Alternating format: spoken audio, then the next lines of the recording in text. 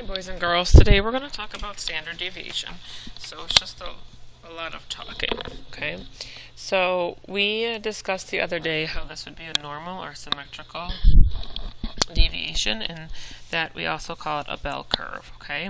The mean is right in the middle of the data, so 50% of the data would be above the mean and 50% of the data would be below the mean. So it says, a normal distribution is a very important statistical data distribution pattern occurring in many natural phenomena, such as height, blood pressure, lengths of objects produced by machines, etc.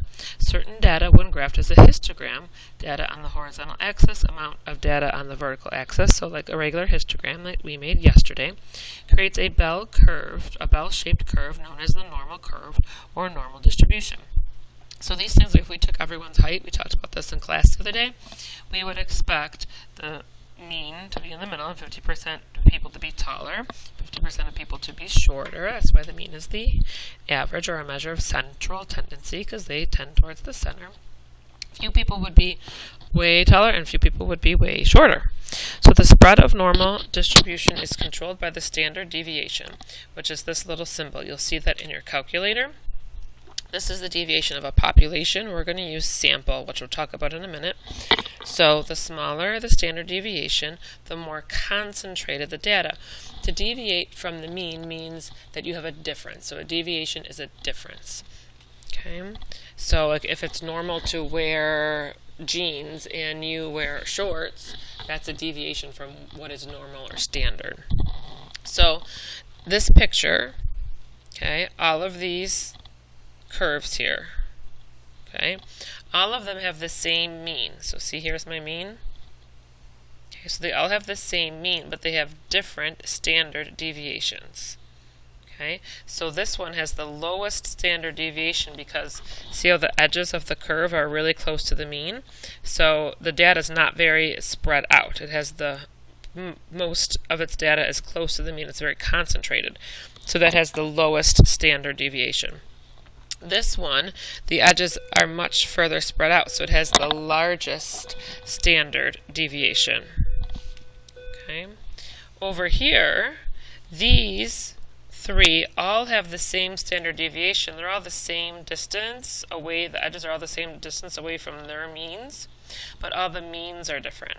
So this has the highest mean, this has the lowest mean. This is a number line, but the width of them is all the same, so the standard deviations are all the same. Means are all different. So hopefully that makes sense to you. If it doesn't, pause it, rewind it, rewatch it, and just take a look at the pictures and think about them. Alright, so a set of men had heights in inches. Okay, so this is the mean, this is the standard deviation. So to do that, it gives you all the steps right here. The most important step for you guys is that we're going to choose the standard deviation for sample, and the Regents is always going to want you to choose the standard deviation for sample, which is actually this. It's an S with an X under it. So what you're going to do is you're going to go to your calculator. Okay, you're going to go to your stat. You're going to hit enter. You're going to clear out any lists that are in there. So arrow up, hit clear, hit enter. Now you are going to enter these numbers. So 67, enter. 70.9, enter. 67.6, enter. Keep going.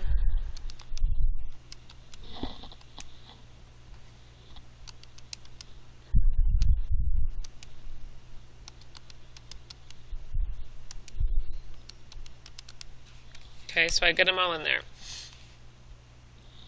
Then you want to go back to stat, and you want to go to calculate.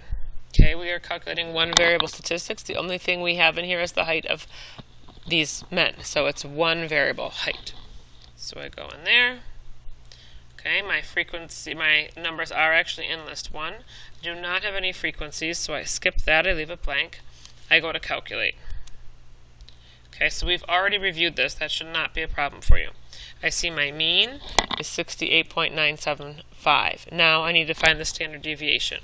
I'm looking for this symbol, SX. There it is right there. 1.58722572. Make sure you can get that on your calculator. Make sure you use the standard deviation of the sample. Below it is the standard deviation of the population. We do not want that. We want the sample. Okay. So, number 2, use your graphing calculator to find the mean and the standard deviation to the nearest tenth. Make sure you're rounding when you're asked to round of the data set of the miles per gallon from the sample of 5 cars. So do these steps with these numbers. Make sure you can get the same answers as me. Nearest tenth. Okay, pause the video while you do it and then check. Next, find the mean and standard deviation of the Jefferson Valley Bank customers' waiting times in minutes. Okay, so again, clear everything out, redo it according to the set of directions up here, pause the video while you do it, check and make sure you get the same answers. Okay, part A, what happens to the mean and standard deviation if a constant number like 10 is added or subtracted from each wait time? So if I add the 10 to each wait time, the mean goes up, the standard deviation stays the same.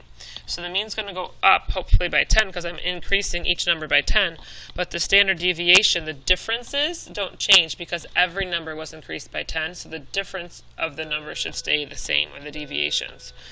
Same with subtracting, the mean should go down, standard deviation should stay the same because you did it to every single number. If you only did it to some numbers, then the standard deviation would change.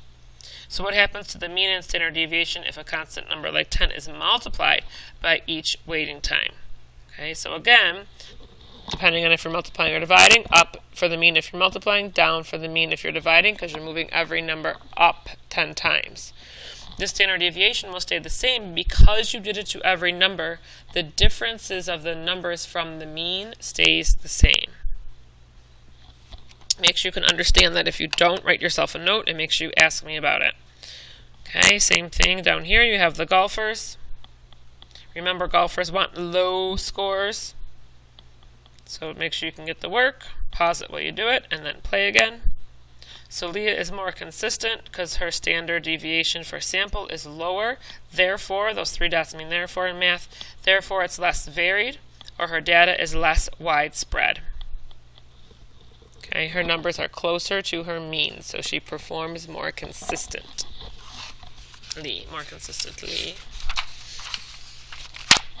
Alright, memorization. Okay, so we know that 50% of the data is above the mean and 50% of the data is below the mean in a normal curve. But then we also have other benchmarks that we like to discuss. So we know that 68% of the distribution lies within 1 standard deviation of the mean. So if this is my mean, 68% of my data is going to be in 1 difference, okay, or 1 deviation. So if it's 68%, that means it's 34% on each side. So 34% of my data is 1 standard deviation above the mean, 34% of my data is 1 standard deviation below the mean. So if I'm talking about math scores and the average math score is an 85 with a standard deviation of 2, then 34% of my kiddos are scoring between 85 and 87, and 34% of my kiddos are scoring between an 83 and 85. That would be within 1 standard deviation above or below. Okay, 95% of the distribution lies within 2 standard deviations.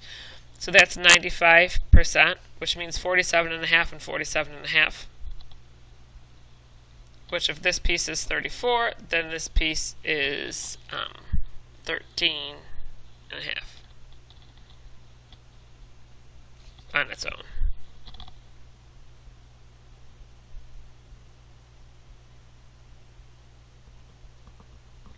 Okay, it shows it down here as well. So it shows you the overall 68% total, 34 on each side.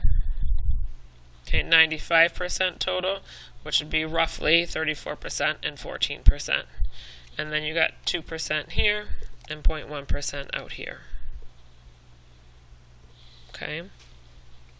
So, if this is IQ scores, 68% of the population has an IQ score between 85 and 115. So, average IQ is 100. 1 standard deviation above is to 115. 1 standard deviation below is 85. So we would expect 68% of the population to be within 1 standard deviation, or between 85 and 115. Okay. So, if the heights of all adult males from a normal distribution with a mean of 70 inches, which is 5 feet 10 inches, and a standard deviation of 3. So 68% of the population would be between 1 standard deviation. So 70 minus 3 is 67, and 70 plus 3 is 73. So 1 standard deviation would be 67 to 73. That's 68% of the population. Then this is 2 standard deviations, so plus or minus 6. Then 3 standard deviations, which is plus or minus 9. Okay. So consider a normally distributed set of data with a mean of 30, standard deviation of 5. So this is within 1 standard deviation, so that's 68% of my population. Okay. This is 1 standard deviation just above, so that's 34%, or half of 68. This is 2 standard deviations, and this is 2 standard deviations just above, so 47.5, which is half of the 95. That decimal is hard to see. Make that better. Okay. So which data set has the highest standard deviation? So I'm looking for the middle along the edge here. Oh, sorry, standard deviation, not mean. So the highest standard deviation, looking for the fattest one, the ones whose sides are furthest away from the mean. How many lines are on here? 1, 2, 3. Okay, so there's 4 lines on here. So this low one here, the sides are furthest away from my mean. If this is my mean here, for this one, okay, this is the furthest away. This is the mean over here for this one. So the mean is lower, but the standard deviation is higher because it's tighter. These 3 all have the same mean. So this has the highest standard deviation, this fat one, or low one. I guess you can call it short one. And then this tall one is the lowest standard deviation of this mean because it's the closest together. These edges are the closest to this line, which is my mean. This one has the lowest mean because its middle, its hump, its middle is down lower on the number line. Okay, hopefully that makes sense to you. So that's basically it for your notes. It's just explanations. You're practicing the homework. You're going to do 32, 33, and that's it. So 32 and 33 for the homework. We will see you guys Monday. Have a great weekend.